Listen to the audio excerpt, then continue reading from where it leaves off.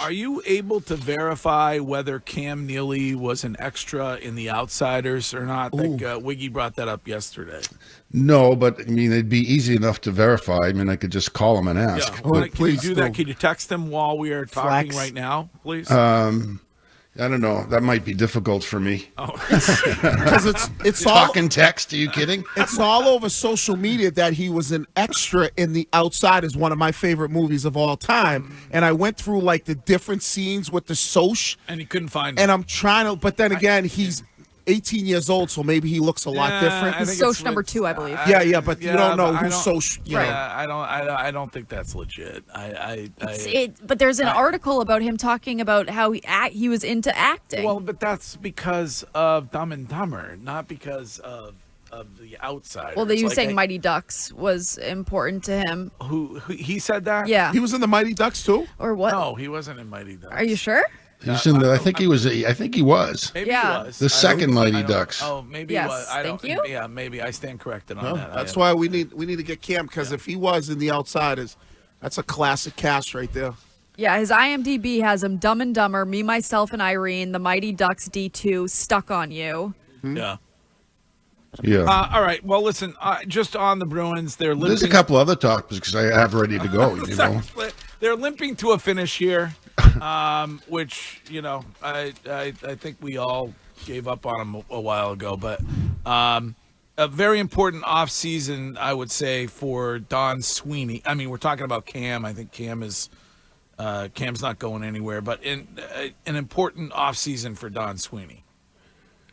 Well, from everybody's standpoint, it's an important offseason. I mean, they've got some people they need to sign. Somebody like Geeky looks like he's worth signing. They need to straighten out Swayman, who played actually pretty well, very well against Washington, despite the fact that they lost. They've got to straighten out Lindholm and McAvoy and get them on the right track. But obviously what they need is talent, and their talent is mostly naked in the center of the ice, which is the most important offensive position. So yes, it's a critical, and you're not gonna find the answers for this upcoming season in the draft. It's just not going to happen. I mean, it would take a stroke of genius or great luck to find somebody that's going to step into the top 6 and be effective in his first season. It's very unlikely. So free agency and more money to spend, the cap's up. So let's see what they can do. I don't even know who right now. I don't know who's going to be available. I mean, teams will be scrambling to complete contracts before free agency comes around. But they need to do some good business because they are riddled with holes. Mike, I think obviously it seems like the most important piece and the first thing on the menu will be the direction of the new head coach. Like, what direction do you think they go in? Who would you go after if you were in Cam and Sweeney's position? So I think that's probably the most important piece first, right? Talent wins. Mm-hmm. You know that. Talent is the first thing that you have to address. I mean, you need a guy now that looks like you're dialing back the age of this team. So you're going to need a teacher. You're going to need a disciplinarian. You're also, in this day and age, you need a good communicator. You can't just beat them to death. You have to be able to relate to them. And that's a lot to ask of a coach. And I'm going to guess that you're going to find a name that you probably haven't heard of before. Somebody that's younger, somebody that's newer to the game. And look at what this guy's done in Washington.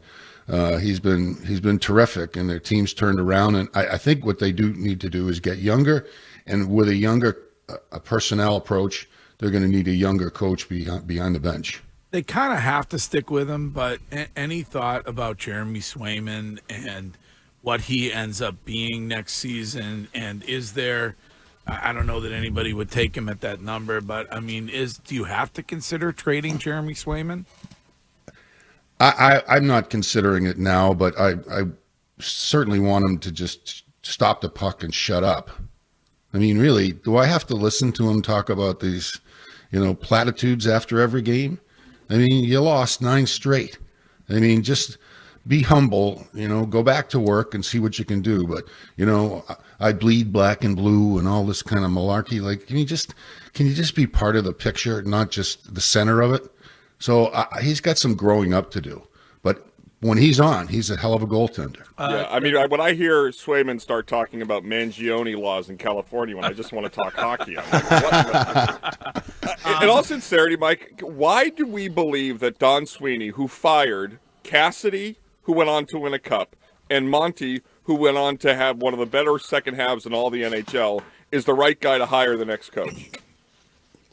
I guess based on, a long history here. They've had some good runs. They've been mostly successful during his tenure.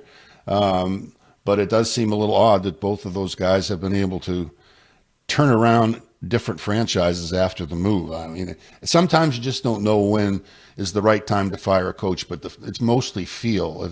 It's relationships between the players and the coach. And clearly, when Montgomery was here, things weren't going well. A little different story with Cassidy. I think the team was in pretty good shape, but I think they needed to maybe grow up a little too because he was being a little too firm. But, that's history. But it's a good question. Mike Milbury, a texter wants to know what you think of Jay Pandolfo, who's coaching at BU right now. Would that be somebody you'd be interested in? Boy, he had a hell of a career in New Jersey. He was a reliable player, intelligent player, not overwhelmingly gifted player, but he put in a long, strong career, and obviously here's a guy that got his team in the Final Four, and you'd have to consider him. I think there's reason to consider a guy like that. He kind of fits the profile of what I was just talking about, correct? He's a younger guy, responsible when he played as a defender, and knows the game intimately, and obviously can work with young players. So, yeah, he'd be on my radar. Mike, you bring up Montgomery and the firing of him, but they were 8-9-3 when they did fire him at the beginning of the season, and he led this team on a historic run just a year ago. So was that a mistake in hindsight when you look at the derailment of the season? Did they actually shoot themselves in the foot? It didn't work.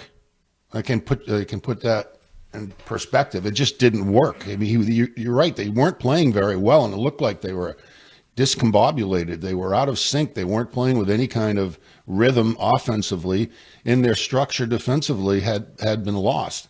And rather than waste the season, they decided to make a move. Now, it didn't work. It didn't turn it around, and there were lots of other factors involved, losing key players for pretty good stretches of time. But I don't know how to gauge that, except that now it looks bad for Sweeney. It looks tough on him, and I feel bad for Joe Sacco because he was given an impossible task, and he's probably not going to get an opportunity to do the job going forward. But c'est la vie. These are tough decisions that guys make, but you make them sort of in the spur of the moment, and you try to do the best for what's going forward for your team.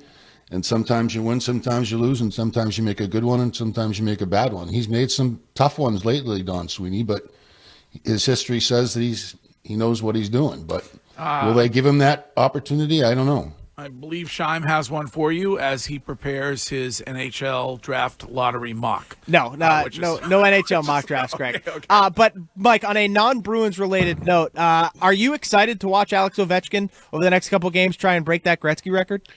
I am. He's really put in a great body of work. I mean, I remember scouting him when he was in, just a junior, and they won the lottery to get that pick, and it was what a bonanza for them. But it took a while for him to figure it out. Not just the fact that he could stand in the face-off dot and fire wicked slap shots, and I come to admire him for rounding out his game. But clearly, nobody thought anybody was going to reach the total that Gretzky has, and he's just plowed forward. His tenacity and determination has been admirable. So, yeah, I'm definitely looking forward to it. Looking forward to it more than the colonoscopy I'm having tomorrow. Oh, that's important, though. Wiggy's jealous. Is he the best player of this generation, Mike, or is it still like Sidney Crosby? You know what? I'm always partial to the guys that are two-way, and he's much better two-way player than he was when he broke in. But I'd still stick with Crosby. I mean, he's got it all down. So that's my answer to that. But there's nothing wrong with going with a guy that does what you want to do to win the game, which is score goals, and he's scored a ton of them. Mike, bigger ick as a guy owning or having a cat and being single or rushing off an airplane when you land? Wait, one more time? So if you're a single guy and you have a cat, or Well, first of all, that's a mistake. right, or A single guy has a cat. What the hell are you doing? I mean, I don't know. go to a strip joint or something. Forget the cat and petting the cat. Jesus Christ. He got his eye on the wrong cat. Oh, my God. Yeah, exactly, Wiggy. I think you gave us the answer. Perfect. All right. One of your, I'm getting text messages from apparently one of your political opponents who listens to this show, and it's Brad from Newton, and he says that he's afraid they're going to find your head when they do the colonoscopy tomorrow. So, just. Oh, that's funny, Brad. Just, Is he working still? I don't know. All right. Well, we're gonna see you. You're gonna be behind the bar on June 26th for the pregame at your sister's restaurant, right? I will. Okay. We'll have fun. All right, I guarantee Mike it. Milbury. There he is, Mike Milbury, on a Bruins Thursday and a half.